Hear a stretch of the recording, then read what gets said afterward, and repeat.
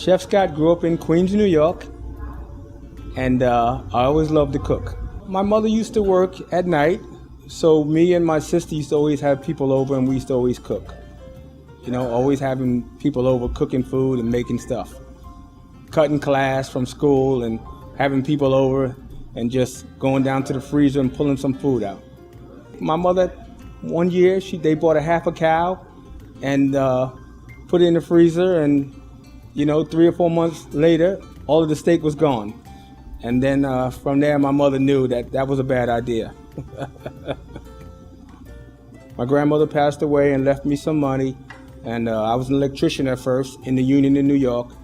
I stopped doing that, and then I went to culinary school in New York, a New York restaurant in Manhattan. First job was at the Polo Grill at Maryland, at the harbor. And I was a line cook for 3 or 4 years there. And from there I went to the Harbor Court Hotel, which was fine dining. And after that, I got a sous chef position at a small restaurant.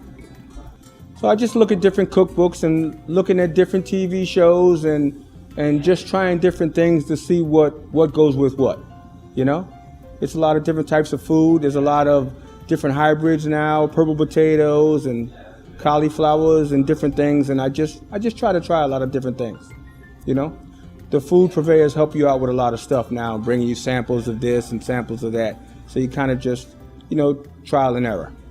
I like a lot of braised meats. I like oxtails, lamb shanks, short ribs. So that's the kind of meats. Stews. I prefer, long, slow-cooked meals that are very tender. Well, there's something fishy in a papka, His name is Terrence Phillips. I'm Scott Phillips, the oldest brother, and I can definitely cook better. Well, he's a good chef. I taught him a lot of stuff. I helped him open up his restaurant. He's come a long way, and he's doing a great job, him and my nephew. They're doing real good. I'm very proud of them. Cook? No, because I have people that are older than me when I was the chef, but the chef runs the kitchen. The chef does the ordering. The chef makes sure, does the schedule, the food cost, and things like in that nature. So he runs the restaurant. He runs everything. Definitely have to be an artist, and you got to have a good eye for how to put the plates and make the plates look nice on the plate. You just can't throw the food out, because I always felt that people eat with their eyes.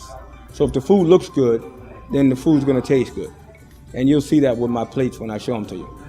The must-have ingredient is Mediterranean sea salt and garlic that I definitely have to have all the time.